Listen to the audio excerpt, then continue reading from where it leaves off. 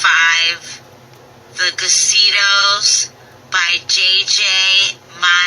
Mamotha, comedy. Across the Cosmos, J.J. Mammoth. Copyright 2024 by J.J. Mammoth. This is a work of fiction. Names, characters, businesses, places, events, and incidents are either the products of the author's imagination or used in a fictitious manner. Any resemblance to actual persons, living or dead, or actual events is purely coincidental. All rights reserved. No part of this publication may be reproduced, distributed, or transmitted in any form or by any electronic or mechanical means, including information storage and retrieval systems, without a prior written permission from the publisher, except by reviewers who may quote brief passages in a review, and certain other non-commercial uses permitted by the copyright law. Library of Congress Control Number 2024901461. ISBN 968 ISBN 200 and dedicate to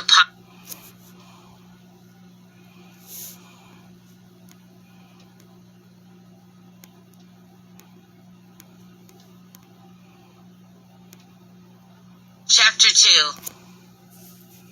The Wacky Witch Doctor and the Michigan Turtle. Amid the cosmic chaos and the entangled fates of Putin, Elon, and the Heathers, one character had a role that was about to become the stuff of legends: Brad Powell, the self-proclaimed witch doctor.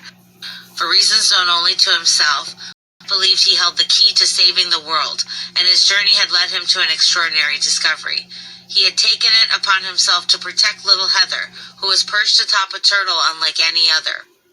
But this was no ordinary turtle. It was the state of Michigan itself, transformed into a magnificent cosmic creature. Little Heather, perched on her Michigan turtle, was blissfully unaware of the cosmic whirlwind surrounding her. She gazed at the universe with the innocence of a child, not realizing the chaos that would soon ensue. Brad Powell had concocted a series of magical spells and incantations, believing that he was safeguarding the balance of the universe. With each wave of his arms and incantation, he unintentionally unleashed an array of mystical and chaotic events that seemed to baffle the laws of nature. As Brad's magical antics escalated, he inadvertently created a portal within one of his shiny NASA space tanks, reminiscent of an overgrown fish tank. This portal began to siphon and Putin clones like a cosmic vacuum cleaner, much to the astonishment and confusion of the surrounding characters. Little did Brad know that his attempts to the world were, in fact, making a colossal mess of cosmic proportions. The Putin clones, disoriented and bewildered, found themselves trapped in the shiny tank, further adding to the galactic turmoil. With each passing moment, the situation grew more absurd and outlandish, leaving the Heather, Elon, and Putin entourage in a bewildering predicament. As they confronted the bewildering witch doctor and his Michigan turtle, they realized that unraveling this comical catastrophe would require all the wit, humor, and resourcefulness they could muster. As the cosmic commotion continued to escalate, a new player suddenly appeared on the scene. Roxanne, a mystical figure with a wand that sparkled with otherworldly energy, materialized out of thin air. With the wave of her wand, she summoned a brilliant burst of light, and the chaos came to a momentary standstill. Heather found herself back in her Ohio Rocky River office, Putin in his presidential quarters, and Elon in his high-tech lair, while Brad was confronted by Roxanne, the wand-wielding. Enigma. The scene was set for a clash of cosmic proportions. The Holy Church of Northridge, a seemingly ordinary place, was now the epicenter of this extraordinary showdown. Its stained glass windows shimmered with otherworldly hues, and its pews held secrets as ancient as time itself.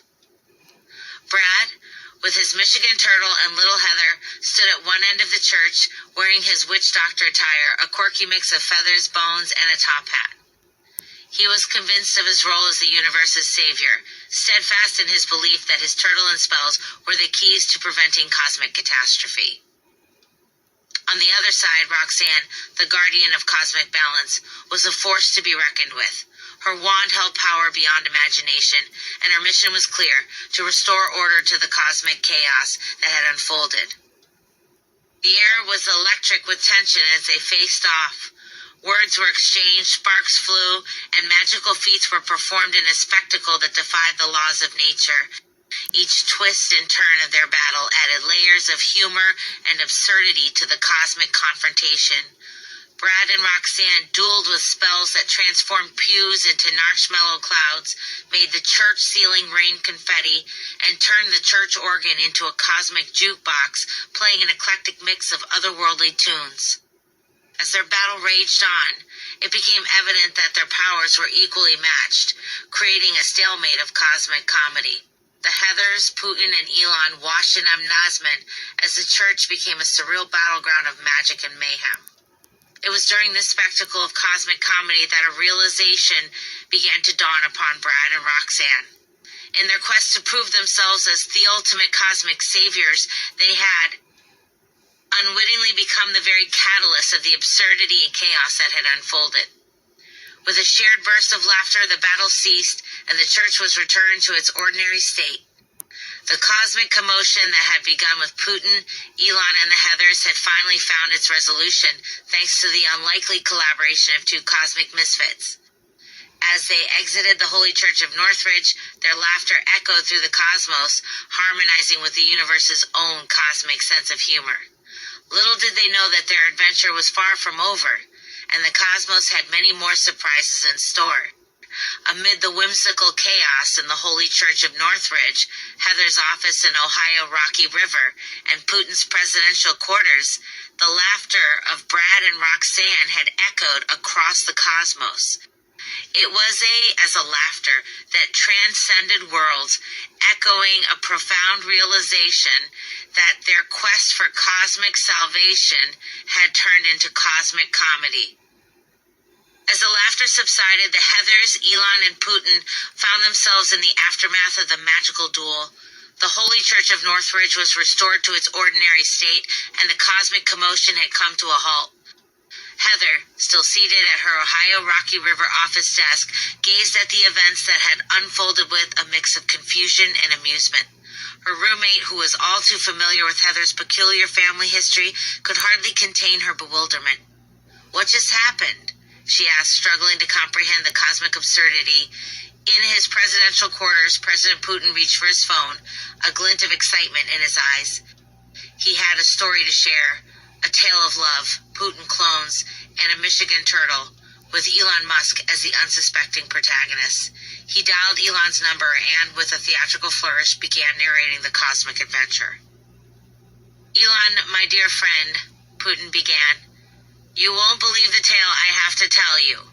It all started with a love affair of cosmic proportions, involving an enigmatic character named Heather." On the other end of the line, Elon listened intently, his curiosity piqued. This was the first time he had ever heard of Heather, and he was drawn into Putin's vivid narrative. Putin recounted the events that had unfolded. From the Putin clone's mishap to Brad's Michigan turtle, Roxanne's appearance, and the uproarious magical battle in the Holy Church of Northridge. Elon's imagination ran wild as he envisioned the cosmic comedy that had taken place.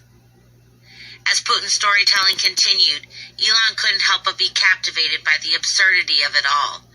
He realized that he had unwittingly become entangled in a cosmic web of love, laughter, and chaos, with Heather at the center of it all. The phone call stretched into the cosmic night as Putin's storytelling continued, weaving a tapestry of laughter, surrealism, and cosmic twists.